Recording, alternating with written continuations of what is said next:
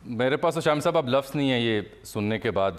आप ही कुछ फरमाएं, अब क्या किया जाए, कैसे दादरसी की जाए, सियासतदान क्या करें, अहले इक़्तिदार क्या करें, आम क्या करें?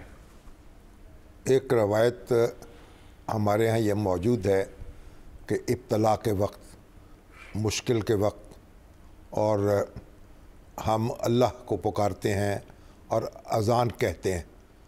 तो जब भी कोई इब्तला आती है, कोई आफत आती है, तो हम बड़ी शिद्दत से अज़ानें कहते हैं, यानी अल्लाह को याद करते हैं, अल्लाह को पुकारते हैं। अल्लाह ही हमारा सहारा है और ज़ाहिर है कि हर चीज़ उसकी कुदरत में है।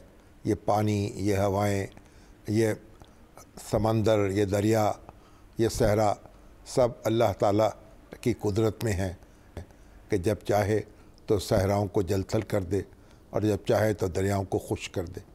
तो हम अल्लाह को पुकारते हैं। अब देखिए जो कैफियत है, जिस तरह सैलाब आया है, यानी अनप्रेसिडेंटेड है। इससे पहले इस तरह का सैलाब जो है वो देखा नहीं गया। अब नीचे पानी है, ऊपर से पानी बरस रहा है, दाएं पानी है, बाएं पानी है। वो खुश्क ज़मीन के टुकड़े जो हैं वो नहीं मिल रहे जहाँ मुतअस्सिरीन अपने पाँव रख सकें। फिर उन तक सामान खुर्दोनोश कैसे पहुँचाना है, उनको उनसे राब्ता कैसे करना है। रास्ते में भी पानी दीवार बनकर हायल है।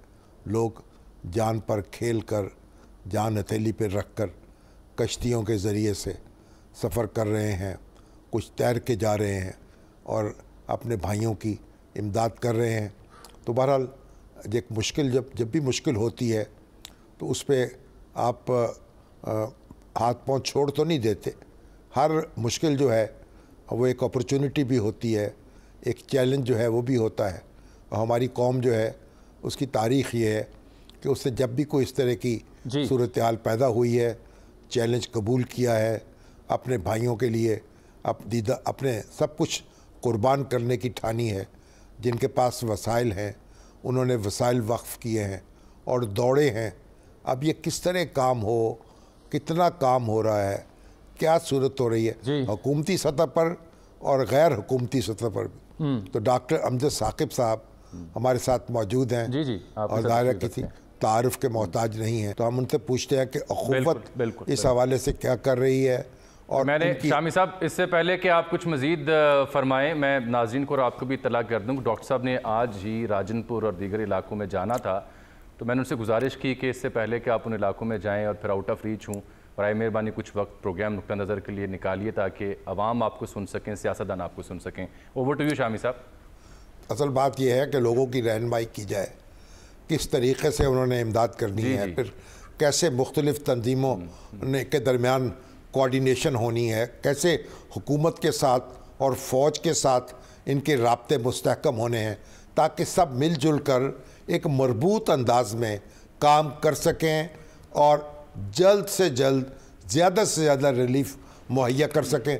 तो डॉक्टर साहब से हम पूछते हैं, डॉक्टर साहब अस्सलाम वालेकुम। वालेकुम अस्सलाम। आपने देखा सूरत हाल जो भी है और आपने इदाद-ओ-शुमार भी देखे होंगे और फिर ये जो रिलीफ का काम है उसमें भी आप मसरूफ़ हैं। तो आप ये बताइए कि आप इसको किस तरह देख रहे हैं, सूरत हाल है क्या और इसके लिए हमें क्या करना चाहिए? देखें जी, जैसे आपने पहले फरमाया कि सूरत हाल तो जामी साहब ने भी फरमाया बड़ी गंभीर है और बहुत अरसा के बाद इतनी शदीद जो है अज़ियतनाक सूरत हाल का हमें एज़ अ कौम सामना है। बट मैं तो इस अमर पे यकीन रखता हूँ कि हर चैलेंज जो है वो एक अपॉर्चुनिटी भी लेके आता है। तो ये खुदावत की तरफ से इनाम भी हो सकता है, अता भी हो सकती है, इम्तिहान भी हो सकता है, सज़ा भी हो सकती है। तो बहरहाल हमें तो वो करना है जो हमें बताया गया है। हमें अपने हिस्से की कुछ खुशियाँ उन लोगों को देनी है जो इस वक्त खुले आसमान तले बेजारो मददगार बैठे हुए हैं। ये जो सैलाब या बारिश या जो तूफ़ान है ये अजीब तरह का है। इसमें दरियाओं से पानी कम आया है, ऊपर से पानी ज़्यादा आया है, बारिश से पानी कम ज़्यादा आया, आसमान से बरसा है। और उसकी वजह से लोगों के जो घर हैं, जिनकी देखें पानी अगर दरियाओं से आए तो वो आता है फिर गुजर जाता है, लेकिन ये जो बारिशों के साथ पानी आया है इसने उनकी छतें तबाह कर दी, उनकी छतें क्या होती हैं, बांस की चंद कड़ियाँ हैं, उसके ऊपर कच्ची दीवार के ऊपर वो खड़ी है। वो क्या कहते हैं कि दीवार क्या गिरी मेरे खस्ता मकान की, लोगों ने मेरे सहन में रस्ते बना लिए। तो ये खस्ता हाली, ये जो बारिशों से छतें गिरी हैं, इसने लोगों को बहुत ज़्यादा ज़ख्मी भी इससे हुए हैं और जान भी इससे गई है और ठिकाना भी इसमें और कई फुट पानी खड़ा है और गलियों में, सड़कों में, चौराहों पर, यानी तो आप कहीं जा नहीं सकते। सर, हमने खैमे खरीदने की कोशिश की, हमें खैमे नहीं मिलते।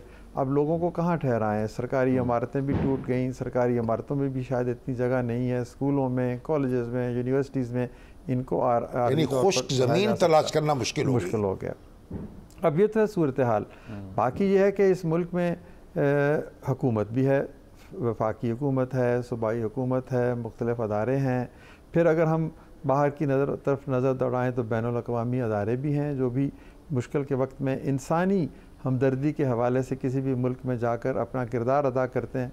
लेकिन मैं कहता हूँ कि हुकूमत की ज़िम्मेदारी है, बाहर के लोगों की वो अखलाकी ज़िम्मेदारी है। बुनियादी ज़िम्मेदारी बतौर शहरी मेरी है, आपकी है, कि हम फ़र्द की हैसियत से क्या कर रहे हैं। जामी साहब ने कहा कि 3 करोड़ के लगभग लोग मुतासर हुए हैं। चलें, उनमें शदीद मुतासरीन की जो तादाद है वो 1 करोड़ भी अगर हम तसव्वुर कर लें तो 22 करोड़ के मुल्क में 1 करोड़ लोग अगर मुश्किल में हैं तो उनकी मुश्किल दूर करना कोई मुश्किल अमर नहीं है, बशर्ते कि हम ये ख्वाहिश रखें कि हम अपने हिस्से की कुछ खुशियाँ, अपने हिस्से की कुछ मुसर्रतें किसी और को देने के लिए तैयार हैं।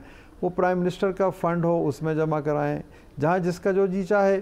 जो गैर सरकारी अदारे हैं उन्होंने भी अपने फ़ंड कायम किए हैं, अल-खिदमत है, बहुत बड़ा, शाहिद आफरीदी बहुत बड़ा काम कर रहे हैं, अखुवत हमने बहुत बड़ा काम के बारे में प्लानिंग मुकम्मल कर ली है और एग्जीक्यूट होना भी शुरू हो गई है। हमारी हेल्पलाइन है, उसके बहुत सारे अखलाकुर-रहमान साहब हैं, मतलब फाउंडेशन है। और फिर ये तो नाम है ना सर, जो बड़े पूरे मुल्क में काम कर रहे हैं, हर गली मोहल्ले में, हर शहर में ये जो लोगों को रोटी मिल रही है ना इस वक्त, जो लोगों को खाना मिल रहा है, ये कोई देख बना रहा है। मैं, आप यकीन कीजिए कि कल मुझे एक तस्वीर भेजी, एक गधा गाड़ी वाला शख्स, उसने अपने घर से एक देगचे में खाना पकाया और वो बांटने लग पड़ा। तो ये खाना पीना जो सारी चीज़ें सिलसिला चल रही हैं, मैं कहूँगा अहले खैर से कि वो कम से कम अपने घर के जितने अफराद हैं उतने लाख तो दे दें, उतने हज़ार ही दे दें, वो किसी को दे दें। ख़ुद अगर नहीं जा सकते तो उस हवाले से मैं थोड़ा सा तफसीलन बताना चाहूँगा कि दीगर अदारों की तरह हमने कहा कि हम कम से कम 20 से 30 हज़ार घराने ऐसे मुंतखब करेंगे और हमारे पूरे मुल्क के 400 शहरों में दफातर हैं, वो इंतहाई मुस्तहिक होंगे। उनको हम पहले महीने की पहली किस्त के तौर पर 3 से 4 हज़ार रुपये ट्रांसफ़र करेंगे ताकि वो अपनी मर्ज़ी के लिए कुछ चीज़ खरीद सके। देखिए, हम राशन बैग भेजते हैं ना, ये अच्छी चीज़ है, लेकिन क्या ज़रूरी है कि उस बंदे को चीनी चाहिए, पत्ती चाहिए, दाल चाहिए, चावल चाहिए, उसको तो सिर्फ एक रोटी चाहिए जिस पे वो चटनी रख के शाम का खाना खा ले।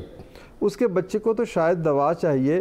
तो हम राशन बैग भेजने की बजाय कुछ ऐसा अहतमाम करें, जैज़ कैश है और बहुत सारी बैंकिंग चैनल्स हैं, उन लोगों को हम फाइनेंशियल सपोर्ट इस सूरत में भिजवाना चाहते हैं। मगर डॉक्टर साहब, कई जगह ऐसा है ना, अभी यानी ये तो दूसरे मरहले में आएगा ना, अभी तो खुराक देनी है, लोगों को महफूज मुकामात पर पहुंचाना है, उनके लिए टेंट फराहम करने हैं। ये जी, तो मैं कहता हूँ ना, देखिए, खुराक के लिए मुकामी सतह पर लोग आगे निकले हैं, फिर टेंटों के लिए भी बहुत सारे अदारे जो हैं वो ये काम कर रहे हैं। तो ये भी उसी का एक इब्तदाई स्टेज का हिस्सा है कि उनके पास अगर कुछ चंद पैसे हो जाएं शायद, और जहाँ पर वो बैंकिंग निज़ाम मौजूद नहीं है वहाँ पर हमने निज़ाम बनाया कि कैश की रकम उनको तक पहुँचाई जाए। तो ये 3, 4, 5 चीज़ें जो हैं ये जब मिलके होंगी तब ये इब्तदाई मरहला शुरू जो है उसको ऊपर आप ओवर। डॉक्टर साहब